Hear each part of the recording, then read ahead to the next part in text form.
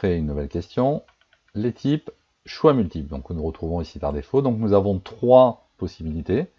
Choix multiples, cases à cocher ou liste déroulante.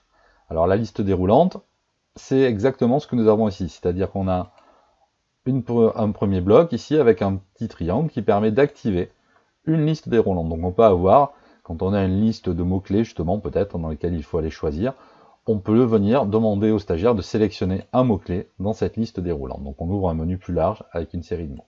Et donc ensuite, les 2 autres alternatives sont choix multiples ou cases à cocher. Donc nous allons voir quelle est la différence qui est importante entre les deux.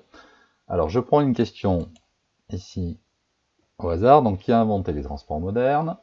Je vais venir ici créer une série d'options. Donc pour créer des options, donc je choisis soit option 1 ici, et pour ajouter une option, je clique sur option, ajouter une option, et j'ai toute une série d'options. Voilà, donc j'ai posé ma question, j'ai proposé 4 options de réponse différentes. Si je choisis donc cette option choix multiple, cela signifie qu'il n'y a qu'une seule réponse attendue. Je bascule sur l'outil de visualisation, je rafraîchis. Qui a inventé, vous ne pouvez sélectionner qu'un des choix. Donc le stagiaire ne peut sélectionner qu'un des choix. Si par contre, je choisis la case à cocher, donc vous pouvez à chaque fois changer en cours de constitution, ça ne change pas ce que vous avez saisi. Donc je bascule ici sur case à cocher. Vous voyez qu'ici l'icône n'est plus un rond, mais un petit carré. Je rafraîchis de l'autre côté. Et maintenant, je peux venir sélectionner 2 réponses éventuelles. Donc la différence entre ces choix multiples et ces cases à cocher, choix multiples, une seule réponse attendue dans la liste des choix proposés, cases à cocher, plusieurs réponses attendues. Alors ici, un autre point de mise en garde qui peut être important, c'est ici, vous pouvez cliquer malencontreusement sur ajouter autre.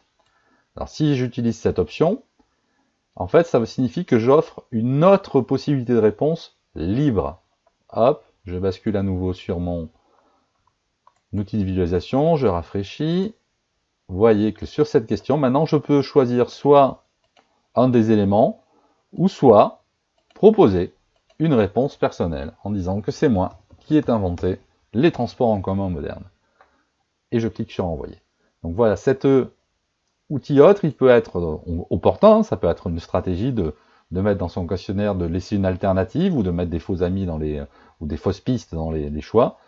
Mais attention, quand vous cliquez, c'est bien ajouter une option que l'on choisit pour rajouter des éléments, et pas cliquer sur ajouter autre. Quoi qu'il en soit, si vous vous trompez, si vous commettez une erreur, vous voyez qu'en bout de ligne, à chaque fois qu'on ajoute des options, on a des croix, et on peut systématiquement supprimer l'un ou l'autre des différents éléments. Enfin, grâce à ces 3 petits points, nous avons ici, concernant les choix multiples ou les cases à cocher, toujours la possibilité d'ajouter une description, une validation de réponse, ou de trier les options en mode aléatoire, c'est-à-dire de mélanger ici les réponses qui sont proposées. Si je bascule en choix multiples, j'ai ici dans les options la même chose, description, tri des options en mode aléatoire. Mais ce qui est intéressant avec cet item-là, enfin avec cet outil-là de choix multiples, c'est le seul avec lequel on va permettre, c'est qu'il va nous permettre, ici, vous voyez, de la possibilité d'accéder à une section en fonction de la réponse. Alors on va voir tout à l'heure, donc nous verrons un peu plus tard comment nous créons des sections.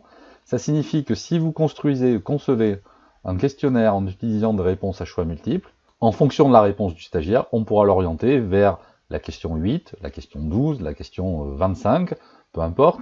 L'idée est que c'est ce type d'outil qui permet de faire ce qu'on appelle des questionnaires dits auto-adaptatifs, comme des questionnaires que vous avez pu voir en langue, des tests de langue souvent.